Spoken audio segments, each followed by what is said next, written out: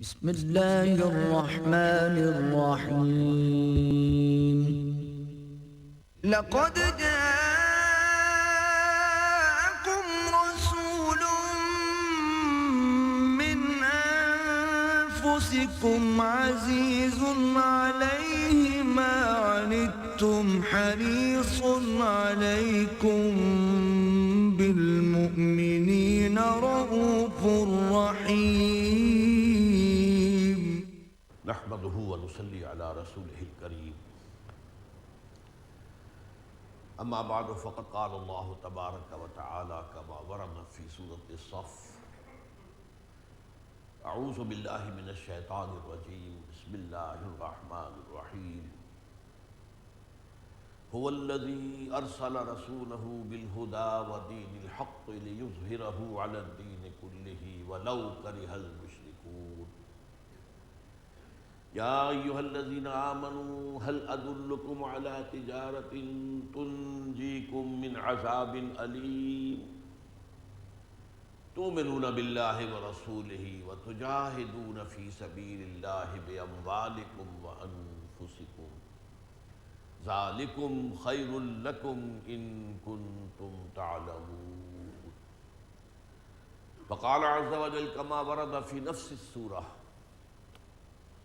ان اللہ یحب الذین یقاتلون فی سبیلہ صفا کأنہم بنیان مرصوص.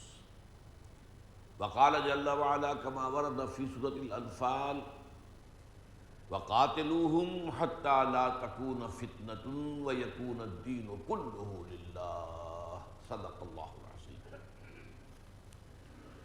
وعن معاذ بن جبل رضی اللہ تعالی عنہ قال قال رسول اللہ صلی اللہ علیہ وسلم: ان رأس هذا الامر ان تشهد ان لا الہ الا اللہ وحدہ لا شریک لہ وان محمدا عبدہ ورسولہ وان قوام هذا الامر اقام الصلاة وایتاء الزکاة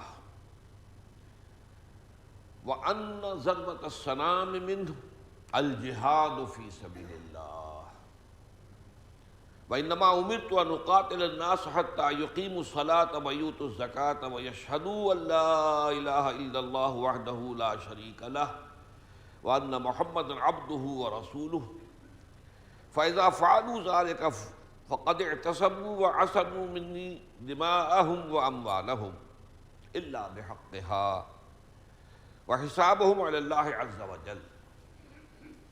وقال رسول اللہ صلی اللہ علیہ وسلم: والذی نفس محمد بیدہ ما شہب وجہ ولغبرت قدم فی عمل تبتغى فیہ درجات الجنة بعد الصلاة المکتوبة بعد الصلاة المفروضة كجہاد فی سبیل اللہ ولا ثقل میزان عبد کدابۃ تنفق له فی سبیل اللہ او یحمل علیہا فی سبیل اللہ. رواه الامام احمد والبزار والنسائی وابن ماجہ والترمذی وقال حدیث حسن صحیح. رب اشرح لي صدری ویسر لي امری واحلل عقدۃ من لسانی یفقہوا قولی. اللہم ربنا الہمنا رشدنا واعذنا من شرور انفسنا. اللہم ارنا الحق حقا وارزقنا اتباعہ وارنا الباطل باطلا وارزقنا اجتنابہ. اللہم وفقنا ان نجاہد فی سبیلک باموالنا وانفسنا. اللہم ارزقنا شہادۃ فی سبیلک. آمین یا رب العالمین. حضرت معاذ بن جبل رضی اللہ تعالیٰ عنہ سے مروی طویل حدیث ہم پڑھ رہے ہیں، اس کا آخری حصہ باقی ہے. آج میں پچھلے حصے کے ساتھ اس کے مضمون کو جوڑنے کے لیے وقت صرف نہیں کروں گا، بلکہ صرف آخری حصہ جو اس کا ہے کہ حضور نے اس دین اسلام کے معاملے کو ایک درخت سے تشبیہ دی. جیسے ایک درخت کی جڑ ہوتی ہے، پھر اس کا تنا ہوتا ہے، پھر اس کے بعد شاخیں ہیں، ان میں برگ و بار ہیں، پتے ہیں، پھل ہیں یا پھول ہیں. اسی طرح اسلام ہے، اس کی جڑ کیا ہے؟ کلمہ شہادت لا الہ الا اللہ وحدہ لا شریک لہ و محمد رسول اللہ صلی اللہ علیہ وسلم وعبدہ، یہ کلمہ شہادت یہ جڑ ہے۔ تنا کیا ہے؟ نماز کا نظام، زکوٰۃ کا نظام۔ اس پر تفصیلی گفتگو آئندہ ہوگی انشاءاللہ، اس لیے کہ جو تیسری حدیث ہے 40 نووی کی، اس کا موضوع یہ ہے۔ چوٹی کیا ہے؟ وہ جہاد فی سبیل اللہ ہے۔ یہ وہ بات ہے کہ جو ہمارے ذہنوں سے بالکل اوجھل ہو گئی۔ اول تو یہ کہ ہم چونکہ اسلام کے 5 ارکان، اگلی حدیث جو ہم پڑھیں گے وہ سب کو حفظ ہے، ان میں جہاد کا لفظ ہے ہی نہیں۔ بنی الاسلام علی 5 شہادت لا الہ الا اللہ وان محمد رسول اللہ و اقام الصلاۃ و ایتاء الزکوٰۃ و صوم رمضان و حج البیت من استطاع الیہ سبیلا، جہاد کا ذکر نہیں۔ پھر جہاد کو قتال کے معنی میں لے کر ہم نے اسے اور محدود کر دیا۔ پھر اس سے آگے اور غلط فہمیاں پیدا ہوئی ہیں، میرا یہ موضوع نہیں ہے، اس پر میں تقریر کر چکا ہوں ایک، اور وہ چھپی ہوئی ہے۔ جہاد فی سبیل اللہ کی حقیقت زیادہ ضخیم نہیں ہے، سستا کتاب چاہے وہ لیجئے، ضرور اس کا مطالعہ کیجئے، پڑھیے اس کو، اسے عام کیجئے، پھیلائیے۔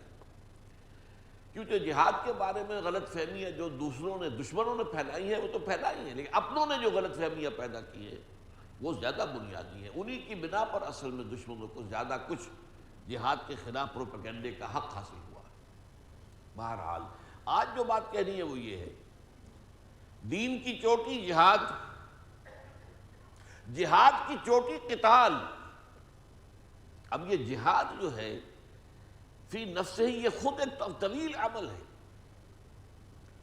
اس کو میں نے اپنی اس کتابچے کے اندر 9 منزلہ عمارت سے تعبیر کیا ہے۔ 9 منزلیں، 3x3، 3 بڑے بڑے جہاد ہیں اور ہر ایک کے 3 مرحلے۔ پہلا جہاد ہے اللہ کے دین کو اپنے اوپر نافذ کرنے کے لیے، یہ افضل الجہاد کہا گیا اسے۔ اس کے لیے اپنے نفس امارہ کے خلاف جہاد کرنا پڑے گا، نمبر 1۔ حضور سے پوچھا گیا ای الجہاد افضل یا رسول اللہ، اے اللہ کے رسول سب سے افضل جہاد کون سا ہے؟ فرمایا ان تجاہد نفسک فی طاعت اللہ، کہ اپنے نفس کے خلاف جہاد کرو، اللہ کا مطیع بناؤ۔ پھر بگڑا ہوا معاشرہ آپ کو دھکیلتا ہے برائی کی طرف، اس معاشرے کے خلاف زور لگانا۔ زمانہ باطنہ سازت تو زمانہ ستیز، جنگ کرو اس معاشرے کے ساتھ، جھیلو ان پریشرز کو، اس کی رو میں بہہ نہ جاؤ۔ اور شیطان لعین اور اس کے جو چیلے چانٹے ہیں جنات میں سے، وہ تو انویزیبل ہیں، اور جو انسانوں میں ہے، جو شیطان کے بھی کان قطر دیں، ان سب کے خلاف بھی جہاد کریں گے، تب اپنے آپ کو اللہ کا بندہ بنا سکتے۔ دوسرا موٹا لیول کیا ہے؟ اللہ کے دین کی دعوت، تبلیغ، جان و مال کھپے گا۔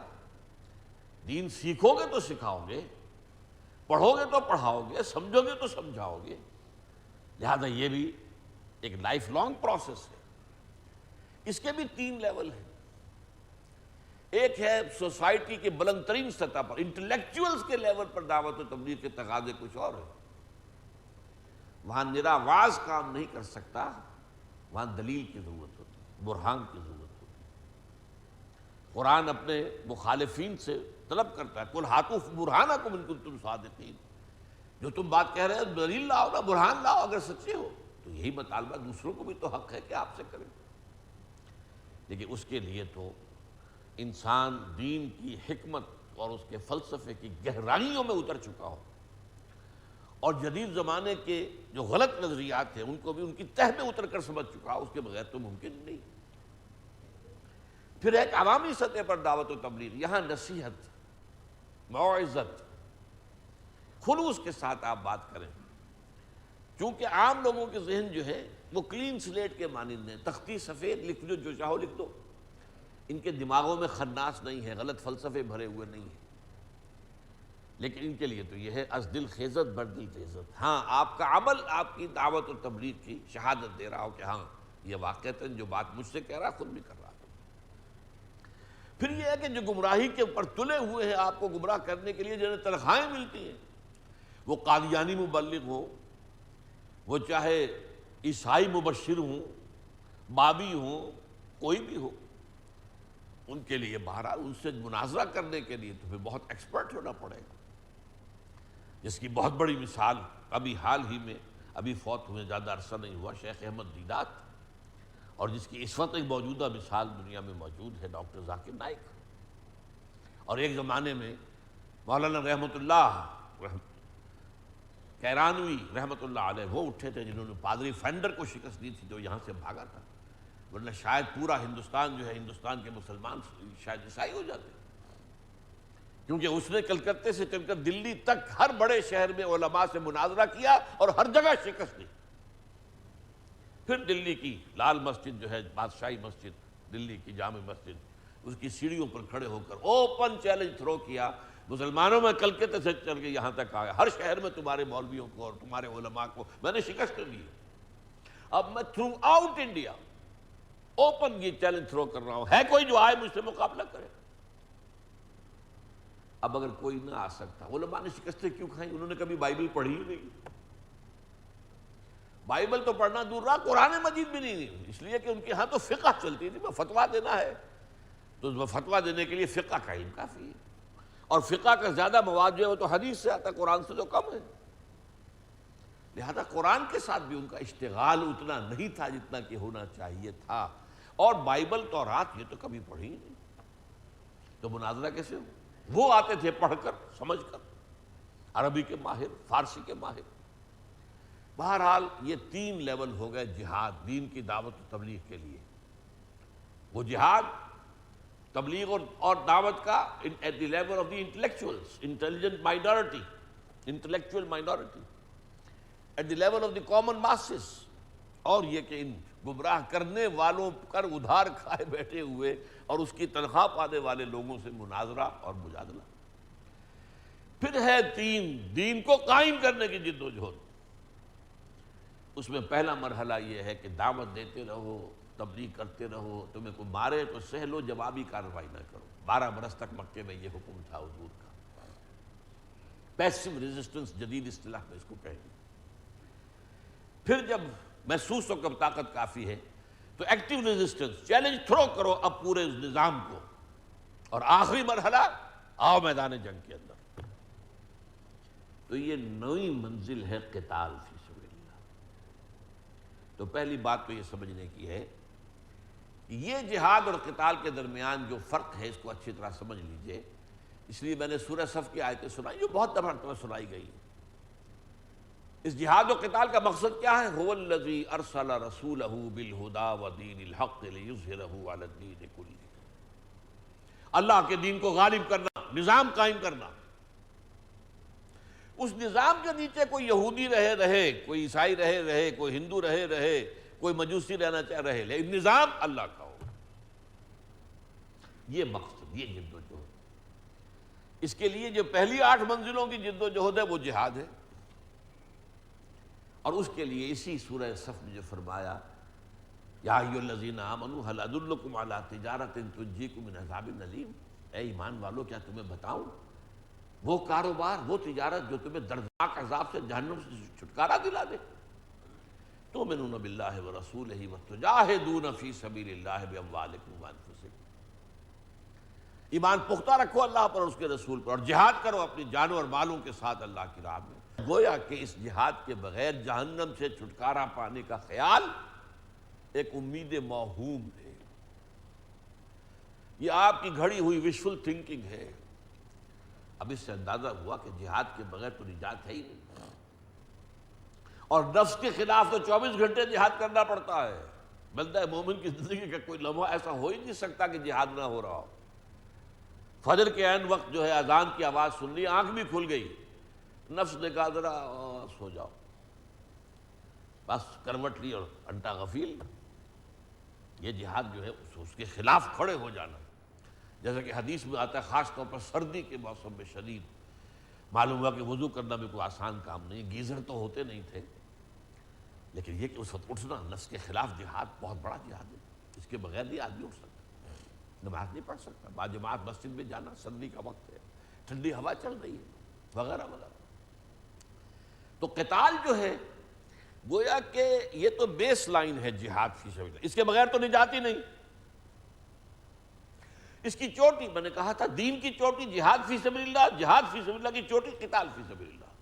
اسی سورہ صف کی آیت نمبر 4 میں فرما دیا گیا ان اللہ یحب الذین یقاتلون فی سبیلہ صفا کانہم بنیان مرصوص، اللہ کو محبوب تو ہے اپنے وہ بندے جو اس کی راہ میں جنگ کرتے ہیں ایسی صفیں باندھ کر گویا کہ سیسہ پلائی ہوئی دیوار، دشمن کو رکھنا ڈال نہ سکے، کوئی قدم پیچھے ہٹے ہی نہ کسی کا۔ صف میں سے کوئی پیچھے ہٹے گا تو راستہ بنے گا نا دشمن کے لیے آگے بڑھنے کا، جیسے سیسہ پلائی ہوئی دیوار، آج ہم کہیں گے جیسے ری انفورس کانکریٹ، اس طریقے سے انسان جو ہے صفیں باندھ کر اللہ کی راہ میں جنگ کرے۔ تو یہ قتال فی سبیل اللہ، اور اس قتال فی سبیل اللہ کی پھر آخری بات بیان کی گئی سورہ انفال میں۔ جب یہ مرحلہ شروع ہو گیا حضور کی سیرت طیبہ میں، حیات طیبہ میں، اب فرمایا دیکھنا کہیں درمیان میں نہ رک جانا، کہ ایسا نہ ہو کہ سانس پھول جائے تمہارا، ہمتیں جواب دے جائیں، نہیں، اب یہ قتال جاری رہے گا، قاتلوہم حتی لا تکون فتنۃ ویکون الدین کلہ للہ، جنگ جاری رکھو گے یہاں تک کہ فتنہ اور فساد بالکل فرو ہو جائے۔ سب سے بڑا فتنہ فساد کیا ہے؟ اللہ کے مقابلے میں ہم کھڑے ہو جائیں، ہم خود حاکم۔ آج کے دور کی سب سے بڑی بغاوت، بارہا میں نے آپ کو بتایا، یہ سیکولرزم اور یہ پاپولر ساورنٹی کا کانسیپٹ سب سے بڑا شرک ہے، جسے ہمارے ہاں بڑے بڑے جو موحدین اپنے آپ کو سمجھتے ہیں وہ نہیں جانتے۔ آج کے دور کا اصل شرک یہ ہے، جو اصل شرک ہے آج کے دور کا، اس کو پہچاننا بہت ضروری ہے۔ میری 6 گھنٹے کی تقریریں ہیں حقیقت و اقسام شرک پر، 6 گھنٹے۔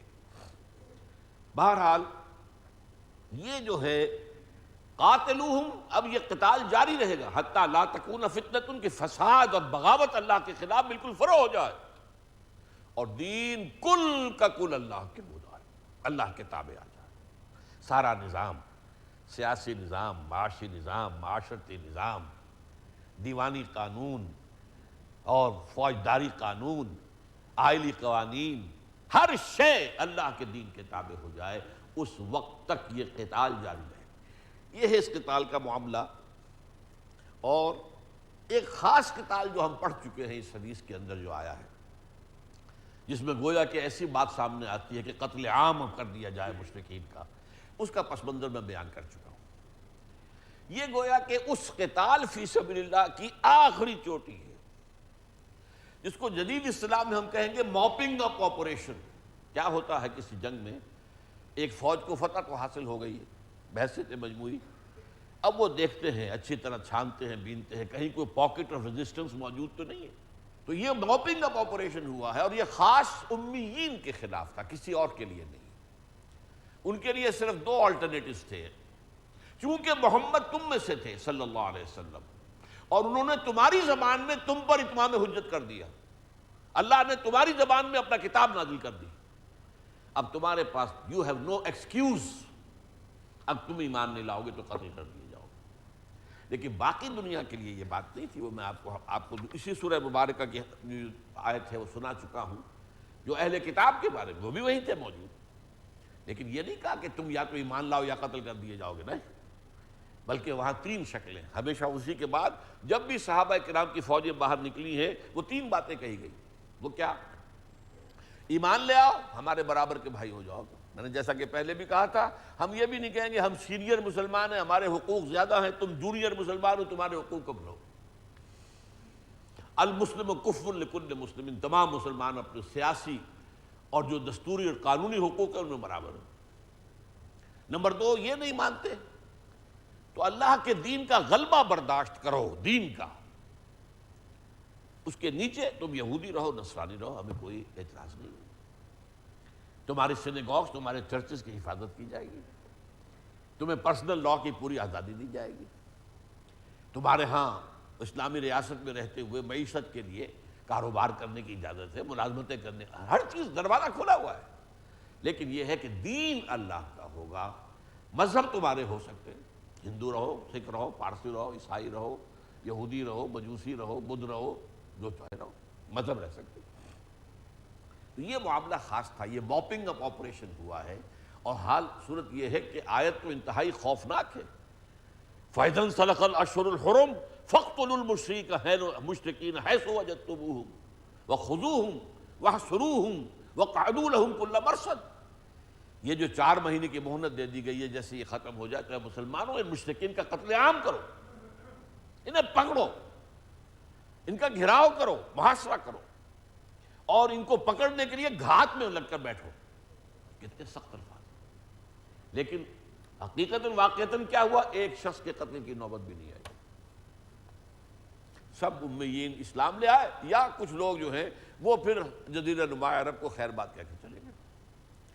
تو بہرحال وہ تو جو درمیان کی آیت تھی وہ اب اس حدیث کا حصہ میں اس وقت نہیں پڑھ رہا ہوں، ورنہ یہ ہے کہ وقت بہت نکل جائے گا۔ اب یہ کہ اس قتال فی سبیل اللہ کا مقام کیا ہے، اس کے لیے جہاں جو فرمایا ہے حضور صلی اللہ علیہ وسلم نے وہ الفاظ نوٹ کرنے کے ہیں۔ والذی نفس محمد بیدہ، قسم ہے اس ذات کی جس کے ہاتھ میں محمد کی جان ہے صلی اللہ علیہ وسلم،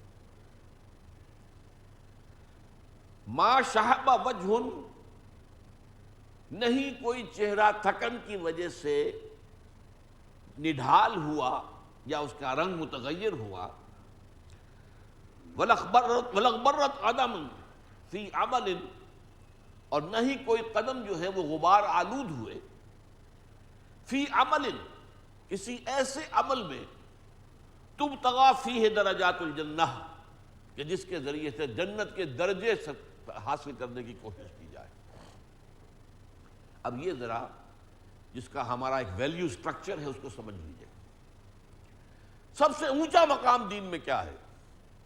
قتال فی سبیل اللہ، اور اللہ کی راہ میں جان دے دینا، جس کے لیے کہ خود حضور صلی اللہ علیہ وسلم کی خواہش ہمارے سامنے آتی ہے۔ مجھے میری بڑی خواہش ہے، لَوَدِدتُّ أَنْ أُقْتَلَ فِي سَبِيلِ اللَّهِ ثُمَّ أُحْيَا ثُمَّ أُقْتَلَ ثُمَّ أُحْيَا ثُمَّ أُقْتَلَ۔ میری بڑی خواہش ہے میں اللہ کی راہ میں قتل ہو جاؤں، پھر زندہ کیا جاؤں، پھر قتل ہو جاؤں، پھر زندہ کیا جاؤں، پھر قتل ہو جاؤں۔ یہ اونچا مقام۔ ایک ہمارے ہاں بعد میں جو اونچے مقامات بنتے چلے گئے وہ اللہ اللہ اللہ اللہ، مراقبے، چلے، اور ان سے کچھ روحانی کیفیت کا حصول۔ یہ شفٹ ہوا ہے، دین کا ایمفیسس کا معاملہ شفٹ ہوا ہے، اسی لیے پھر ہم مغلوب رہے۔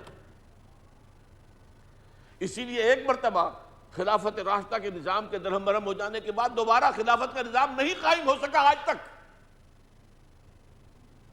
سوائے وہ 2 سال حضرت عمر بن عبدالعزیز کے، بس وہ بھی ایک شخصی سی بات تھی۔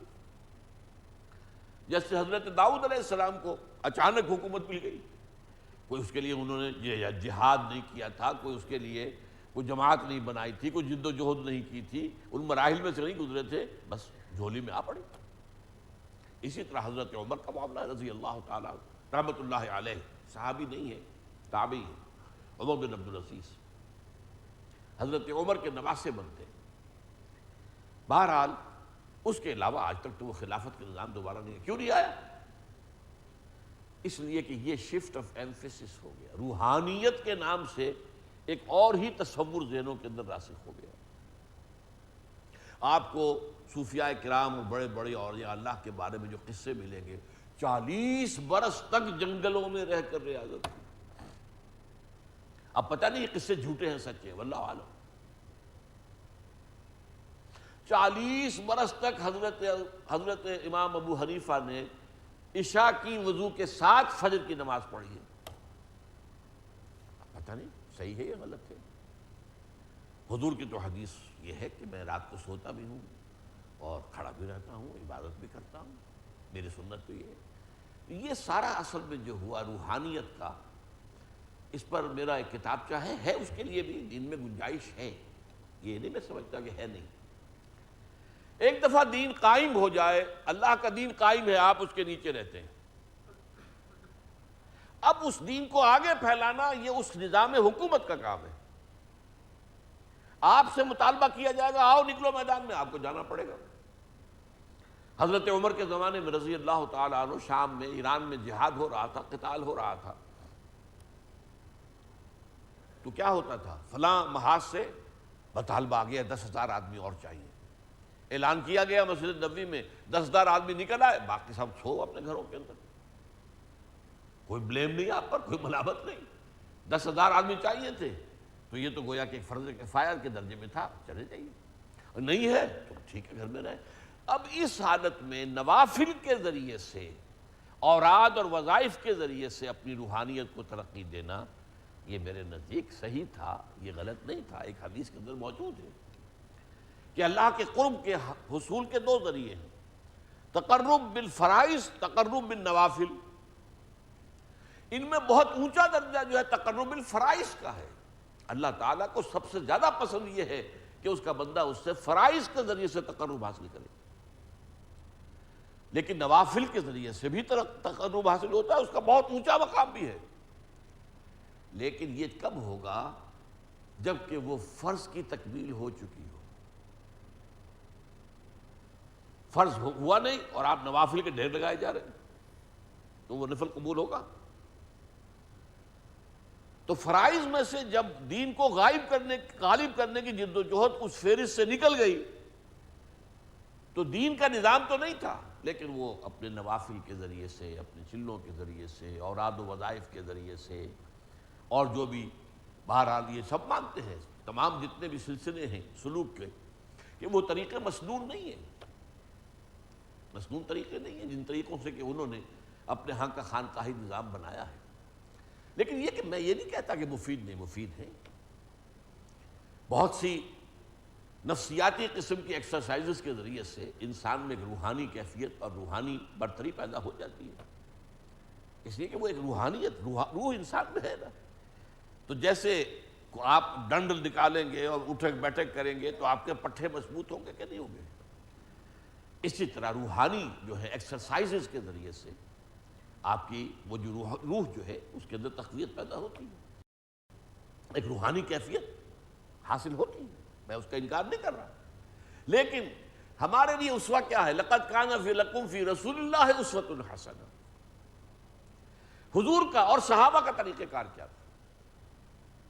وہ ہے جہاد اور قتال فی سبیل اللہ۔ اسی میں بھوک بھی آ جائے گی، آپ نفلی روزے رکھتے ہیں، غزوہ تبوک میں جاتے آتے کس قدر بھوک کا عالم تھا، وہ ساری کیفیت جو ہے جو نفلی روزوں سے آپ حاصل کرنا چاہتے ہیں، جہاد کے اندر جب بھوک آئے گی تو آ جائے گی کہ نہیں آ جائے گی؟ اور جب رات کو آپ جو ہے آپ کو معلوم ہے کہ کل صبح مقابلہ پیش آنا ہے اور ہم تو 3,000 ہیں، 1,00,000 کی فوج سامنے آئی پڑی ہوئی ہے، تو وہ رات آپ کس طرح کھڑے ہو کر اللہ کی راہ میں گزاریں گے؟ گھر میں پڑے ہوئے وہ رات کبھی آ سکتی ہے آپ کو؟ جو دعائیں آپ اس وقت کریں گے اللہ سے، جو گڑ گڑائیں گے اللہ کی جناب میں، جو تضرع ہوگا، وہ ہو سکتا ہے کہیں اور۔ تو حضور کا راستہ جہاد فی سبیل اللہ اور قتال فی سبیل اللہ، لیکن جہاد فی سبیل اللہ جو صحیح ترین جہاد فی سبیل اللہ ہے، اس کے لیے جیسا کہ میں نے عرض کیا اس کے لیے شرائط ہیں، اس کے لیے لوازم ہیں۔ پہلے ایمان، صحیح ایمان دلوں میں راسخ کیا جائے، اور اس کا ثبوت کیا ہوگا؟ شریعت پر عمل، جس حکم پر عمل کر سکتے ہو تو کرو، پھر تنظیم جمع کرو، جوڑو انہیں بیعت کے ذریعے سے، پھر تزکیہ کرو، دل میں کہیں کوئی اور امنگ، کوئی اور ولولہ ہے تو نکال دو، صاف کر دو، سوائے اللہ کی رضا اور آخرت کی فلاح کے کوئی اور مقصود و مطلوب شے دل میں نہ رہے۔ یہ پاپڑ بیلنے پڑتے ہیں پہلے، پھر وہ صحیح جہاد فی سبیل اللہ کی منزل آتی ہے۔ 12 برس تک یہ تو کیا حضور نے صلی اللہ علیہ وسلم مکے کے اندر، اور اس کے ساتھ پیسو ریزسٹنس، تمہیں مارے، تمہارے جسم کے ٹکڑے کر دیں، تمہیں زندہ جلا دیں، ہاتھ مت اٹھانا، کوئی ریٹیلیشن نہیں ہوگی، no retaliation, no raising of hands even in self defence. یہ سب سے بڑا حضور کی کامیابی کا جو راز ہے، ان میں سب سے بڑا راز یہ ہے، میں نے اپنی کتاب میں منہج انقلاب نبوی میں تفصیل سے بحث کی ہے اس کی۔ حضرت سمیہ اور حضرت یاسر حضور کی نگاہوں کے سامنے ذبح کیے گئے، شہید کیے گئے، صحابہ بھی گزرتے تھے، حضور بھی گزرتے تھے، جب ابو جہل ٹارچر کر رہا تھا تو حضور کیا کہتے تھے؟ اصبروا یا آل یاسر فإن موعدکم الجنہ، اے یاسر کے گھر والوں صبر کرو، برداشت کرو، تمہارا وعدے کی جگہ جنت ہے۔ ورنہ یہ کہ مسلمانوں سے کہتے کر دو ٹکڑے اس کے، بدبخت کے، ابو جہل کے، نہیں، وہ تو سارے کے سارے توڑ کے پھوڑ کے رکھ دو یہ بت جو رکھے ہیں کعبے کے اندر، نہیں، اسی کعبے کا طواف کرتے رہے 12 برس۔ غور کیجئے، وحی کے آغاز سے پہلے بھی تو حضور طواف کرتے ہوں گے، طواف تو چلا آ رہا تھا حضرت ابراہیم کے زمانے سے، اسی گھر کا جس میں بت رکھے تھے، اور پھر آغاز وحی کے بعد سے بھی پورے مکی دور میں 12 برس اسی کعبے کا طواف کیا، اسی صحن کعبہ میں کھڑے ہو کر نماز پڑھی، جہاں دائیں بھی بت، بائیں بھی بت، سامنے بھی بت، پیچھے بھی بت، بت ہی بت۔ یہ ہے منہج انقلاب۔ اس منہج پر نہیں چلیں گے، جذبہ ہے اور سچا جذبہ ہے، خلوص ہے اور پورا خلوص ہے، لیکن جذبہ اور خلوص سے بات نہیں بنے گی، طریقہ کار محمد الرسول اللہ صلی اللہ علیہ وسلم کا ہونا چاہیے۔ لہذا خلاف پیمبر کسے راہ گزید کہ ہرگز بمنزل نہ خواہد رسید، حضور کے منہاج سے ہٹ کر کوئی راستہ اختیار کرو گے تو پھر کامیاب نہیں ہوگے۔ ہاں، اپنی نیکی کا، نیک نیتی کا، اپنے خلوص کا، اخلاص کا اجر و ثواب اللہ کے ہاں پالو گے۔ اب یہ جہاد اور قتال جو ہے، اس کے بارے میں آپ کو معلوم ہے، یہ بات تو آج کی نہیں ہے۔ گلیڈ سٹون ہوتا تھا ایک بہت بڑا لیڈر، برطانیہ کا وزیر اعظم تھا، اس نے پارلیمنٹ ہاؤس میں، برٹش پارلیمنٹ میں قرآن مجید کا نسخہ یوں لہرایا اور کہا جب تک یہ کتاب دنیا میں موجود ہے امن قائم نہیں ہو سکتا۔ تو اتنی پرانی بات ہے۔ اب اگر آ کر انہوں نے اوراق قرآن کو گٹر کے اندر بہا دیا ہے تو یہ تو در حقیقت یہ ان کے دلوں کے اندر، اور آپ کو معلوم ہے ایک مرتبہ کلکتہ ہائی کورٹ نے تو ایک دے دیا تھا فیصلہ کہ قرآن کو بین کر دیا جانا چاہیے۔ کرے گا کون بین؟ آخر 18-20 کروڑ مسلمان موجود ہیں، وہاں کے مسلمانوں کی غیرت ہماری غیرت دینی سے 100 گنا زیادہ ہے۔ آئلی قوانین میں تھوڑی سی ترمیم کی تھی، وہی اسی کلکتہ ہائی کورٹ نے، شاہ بانو کیس میں۔ اسلامی قانون تو یہ ہے کہ آپ نے بیوی کو طلاق دی، دوران عدت اس کے آپ دان نفقے کے ذمہ دار ہیں، بعد میں نہیں۔ وہ شاہ بانو نے درخواست دی، کورٹ نے فیصلہ کر دیا کہ اب جس نے طلاق دی ہے، جب تک یہ عورت دوسری شادی نہ کر لے یا مر نہ جائے، اس کا نان نفقہ تمہارے ذمہ رہے گا۔ شریعت کی کوئی چیز کاٹی نہیں، شریعت میں اضافہ کیا، لیکن اس پر جو وہاں طوفان اٹھا ہے، جو تحریک مسلمانوں نے چلائی، آپ کو معلوم ہے پرسنل لا بورڈ بنا، ساری دینی جماعتیں جمع ہو گئی، سینکڑوں لوگوں نے جانیں دے دی، بالآخر راجیو گاندھی کو گھٹنے ٹیکنے پڑے اور پارلیمنٹ میں، لوک سبھا میں اس نے اعلان کیا، یہ بھی کہا کہ ہندوستان کی کوئی عدالت مسلمانوں کے آئلی قوانین میں دخل نہیں دے سکتی، اور یہ بھی کہا کہ اس سے پہلے میں نے تو مطالعہ کیا نہیں تھا، اب میں نے جو مطالعہ کیا ہے تو میں کہتا ہوں کہ جو حقوق اسلام نے عورتوں کو دیے ہیں وہ دنیا کے کسی مذہب نے نہیں دیے۔ ہی از آن ریکارڈ۔ مولانا علی میاں نے اپنی کتاب میں یہ سارا نقل کیا۔ تو بہرحال یہ جہاد اور قتال جو ہے یہ جاری رہنے والی شے ہے، لیکن اس کے وہ راستے، البتہ ایک اور جہاد قتال ہو سکتا ہے، وہ جائز قتال جسے میں کہتا ہوں، اس کو سمجھ لیجئے۔ ایک مسلمان ملک ہے، چاہے خالص اسلامی نظام نہیں ہے تو مسلمان، وہاں کوئی کافر حکومت جو ہے تو دوسرا ملک حملہ کرتا ہے، اب ڈیفنس میں کھڑے ہو جانا، اب یہاں ظاہر بات ہے وہ تیاری 12 برس والی مکے والی تیاری کا موقع تو نہیں ہے، یہاں تو سیدھی سی بات ہے، یا تو انہیں ختم کرو یا خود ختم ہو جاؤ گے۔ لہذا وہ قتال، اسی لیے جہاد افغانستان جو ہوا تھا جبکہ روسی آ گئے تھے وہاں، اسے میں نے جہاد فی سبیل اللہ نہیں مانا تھا، اس لیے کہ اس پروسیس سے نہیں گزرا تھا وہ، لیکن جہاد جائز تھا، قتال جائز تھا، اور اس میں جس نے جان دی ہے وہ شہید ہے۔ اسی طرح کوئی بڑا ملک ہے، اس کے کسی ایک حصے کے اندر مسلمانوں کی اکثریت ہے، وہ اس سے علیحدہ ہونا چاہتے، آزادی چاہتے ہیں تاکہ ہم اپنی مرضی کے مطابق اپنا نظام چلائیں. اس وقت بھی ہو رہا ہے، فلپائنس کے اندر بھی ہو رہا ہے وہ اسی طرح کی جنگ جو ہے مسلمان کر رہے ہیں. کمبوڈیا میں بھی ہو رہا ہے اور کشمیر میں ہوا ہے. یہ بھی جائز ہے، اس میں جان دینا بھی شہادت ہے. اگرچہ ہندوستان کا خاص معاملہ یہ تھا کہ وہاں پر اگر کوئی سیاسی تحریک چلائی جاتی تو وہ بہتر ہوتی، لیکن میں اسے حرام نہیں کہتا. حریت کے لیے، آزادی کے لیے، جہاد فی سبیل الحریت جائز ہے، مسلمان کرے. اب اس کے لیے بھی وہ ساری جو ہے وہ سارا جو مراحل ہیں، تربیت، تزکیہ، تنظیم، وہ ضروری نہیں. لیکن وہ جہاد کہ آپ کسی ملک میں اسلام کو غالب کرنے کی جد و جہد کرنا چاہتے ہیں، وہ ہوگا عین حضور کے اسوے کے مطابق. وہ ان تمام شرائط کو پورا کر کے، ان تمام لوازم کو پورا کر کے، ان تمام درجوں میں سے گزر کر جہاد ہوگا تو پھر وہ قتال صحیح ہوگا، اور وہ صحیح معنی میں قتال فی سبیل اللہ ہوگا. اب میں آپ کو ایک حدیث سنا رہا ہوں. میں بات کہنے لگا تھا، پھر میرا ذہن دوسری طرف چلا گیا. ویسٹرن ورلڈ کو بہت خوف ہے مسلمانوں کے جذبہ جہاد اور ذوق شہادت سے، بہت خوف ہے، ہمیشہ سے خائف ہے. اس لیے کہ انہیں تو زندگی بہت عزیز ہے، مرنے کو تیار نہیں ہوتے، اور یہ کہتے ہیں انہیں بہت زیادہ عزیز ہے. شہادت مطلوب و مقصود مومن، نہ مال غنیمت نہ کشور کشائی. لہٰذا بہت عرصے پہلے سے انہوں نے وہ اسکیمیں شروع کی کہ مسلمانوں میں سے ایسی تحریکیں اٹھائی جائیں جو جہاد کو باطل قرار دیں. یہ غلام احمد قادیانی یہ در حقیقت اسی فکر اور اسی سوچ کا نتیجہ ہے. اس نے کہا قتال اب حرام ہو چکا ہے، دین کے لیے حرام ہے اب دوستو قتال. قتال فی سبیل اللہ حرام ہو گیا، کوئی مائی کا لال نہیں کر سکتا. میں وہ حدیث سنانا چاہتا ہوں.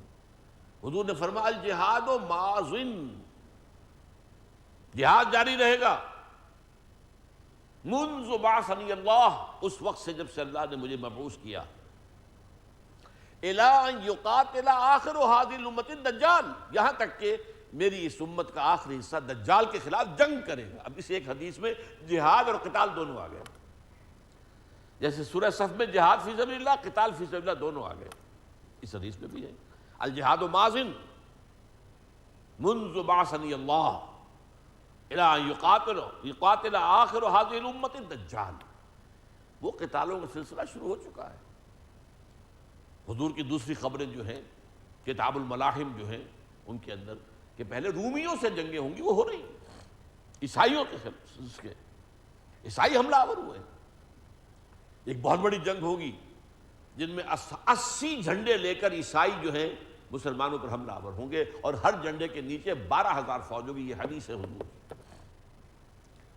اس کے بعد آخری مرحلے میں آئے گا یہودی. آپ غور کیجئے، گلف وار میں، پہلی گلف وار میں بھی یہودیوں کو سامنے نہیں لایا گیا، حالانکہ اتنا بڑا کولیشن بنایا گیا، اور عراق کے خلاف جو ہے سارے تقریباً عرب ممالک بھی شامل ہو گئے تھے. لیکن اسرائیل سے کہہ دیا تم نہ میدان میں آنا، تم بیٹھ رہو، تمہاری حفاظت کا ذمہ ہم دیتے ہیں. لو یہ پیٹریوٹ میزائل دے دیتے ہیں ہم. وہ اسکڈ میزائل جو ہے، اگر تمہیں خطرہ ہے صدام کے اسکڈ میزائلز کا تو اس کو فضا ہی میں ختم کرنے والے پیٹریوٹ میزائل ہم دے دیتے ہیں، لیکن تم سامنے مت آنا. اور اب بھی یہی ہوا. عراق کے حملے میں، افغانستان کے حملے میں کتنی بڑی کولیشنز بنائی. افغانستان پر حملے میں تو واقع تاریخ انسانی کی عظیم ترین کولیشن، اس میں سارا کفر جمع ہو چکا ہے. امریکہ اور اس کے حواری، سب سے بڑا حواری برطانیہ، پھر یہ کہ یورپ، اور صرف یہی نہیں، جو ان کے مد مقابل ہے چائنا بھی اور رشیا بھی، ان دونوں کی ہمدردی بھی افغانستان کے خلاف جو جنگ ہوئی ہے اس میں شامل تھی ان حملہ آوروں کے ساتھ، آج بھی ہے. لیکن اس کے بعد ایک آخری مرحلہ آئے گا جب یہودی کھڑا ہو جائے گا، اور یہودیوں کا لیڈر ہوگا دجال، المسیح الدجال، جس موقع پر پھر حضرت مسیح کا نزول ہوگا. یہ ایک علیحدہ باب ہے، لیکن یہ کہ یہ سلسلہ جو ہے جہاد و قتال کا، اس امت میں کوئی اس کو بند کرنے والا نہیں ہے، یہ سلسلہ جاری رہے گا. تو یہاں اس حدیث کے آخری الفاظ کا ترجمہ پھر کر لیجئے. والذی نفس محمد بیدہ، قسم ہے اس ذات کی جس کے ہاتھ میں محمد کی جان ہے صلی اللہ علیہ وسلم، ما شہب وجہ، نہ تو کوئی چہرہ تکان کی وجہ سے نڈھال ہوتا ہے، نہ اس کے چہرے کا رنگ متغیر ہوتا ہے، بل اغبرت قدم فی عمل، اور نہ ہی کوئی قدم غبار آلود ہوتے ہیں کسی سفر میں، تبتغى فیہ درجات الجنہ، جس سے کہ جنت کے درجے جو ہے آدمی حاصل کرنا چاہے، بعد الصلاۃ المفروضۃ، فرض نماز کے بعد۔ فرض نماز سب سے اونچا عمل ہے، اس کے بعد جو ہے کا جہاد فی سبیل اللہ، جہاد فی سبیل اللہ سے زیادہ اس میں درجات جو ہے جنت کے حاصل کرنا، جہاد فی سبیل اللہ چوٹی کا عمل ہے۔ وہی جو بات تھی وَذَرْوَةُ السَّلَامِ مِنْهُ الْجِهَادُ فِي سَبِيلِ اللَّهِ۔ یہ ہمارا جو ہے سینس آف پروپورشن درست ہونا چاہیے، ویلیوز کے اندر کیا نسبت و تناسب ہے، نوافل کا معاملہ کیا ہے، فرائض کا معاملہ کیا ہے، دین کی دعوت و تبلیغ و تدریس و تعلیم و تعلم میں قرآن کا درجہ کیا ہے، اور نفل نمازیں پڑھنا، راتوں کو ساری رات جاگنا، اس کا درجہ کیا ہے، یہ احادیث نبی میں بیان کیا گیا۔ لہذا اس ریشیو پروپورشن کو سامنے رکھیے۔ ولا ثقل میزان العبد، میزان عبد کدابۃ تنفق له فی سبیل اللہ او یحمل علیہا فی سبیل اللہ، اور کسی بندہ مومن کی جو نیکیوں کی میزان ہے، اس پلڑے کو زیادہ بھاری نہیں کر سکتی کوئی شے جتنا کہ وہ جانور، گھوڑا یا اونٹ جس پر وہ سوار ہو کر اس نے جنگ کی اللہ کی راہ، اس کی وہ سواری جو خود ہلاک ہو گئی۔ آپ کو معلوم ہے جنگوں کے اندر تیر انسانوں ہی کی تو نہیں لگتے، گھوڑوں کو بھی لگتے ہیں، گولیاں چلتی ہے تو بندوقوں جو ہے فائر ہے وہ حیوانات پر بھی آتے ہیں۔ تو جو بھی کوئی حیوان، کوئی اونٹ، کوئی گھوڑا یہ اللہ کی راہ میں قتل ہو گیا جہاد فی سبیل اللہ کے ضمن میں، اور جس پر سوار ہو کر کسی مجاہد اور مقاتل فی سبیل اللہ نے قتال کیا، یہ پورا جو ہے جانور اس میزان عمل کے اندر رکھ دیا جائے گا، اور نیکی کے عمل کے، نیکی کے پلڑے کو بھاری کرنے والی اس سے زیادہ اور کوئی شے نہیں۔ پھر میں وہی لفظ کہہ رہا ہوں، sense of proportion among the values, دین کی ویلیوز کیا ہے، روحانی اقدار بھی مطلوب ہے، پسندیدہ ہے، چاہیے، ہونی چاہیے، رات کی نماز بھی، نوافل بھی سب، لیکن یہ کہ یہ دوسرا کھاتا خالی ہو اور اس میں لگ گئے تو ٹیڑھا ہو گیا معاملہ، پھر کج ہو گیا۔ جو چیز جہاں کی ہے اس کو وہیں پر رکھا جائے۔ یہ حدیث جیسا کہ میں اس سے پہلے بھی بتا چکا ہوں آپ کو، امام احمد ابن حنبل نے بھی روایت کی، امام بزار نے بھی، امام نسائی نے بھی، امام ابن ماجہ نے بھی، امام ترمذی نے بھی، اور انہوں نے قرار دیا ہے کہ ھذا حدیث صحیح حسن، یہ حدیث صحیح ہے، حسن ہے۔ اس حدیث پر تو ہماری گفتگو اب ختم ہوئی۔ سبحانک اللہم و بحمدک، نشہد ان لا الہ الا انت، نستغفرک و نتوب الیک۔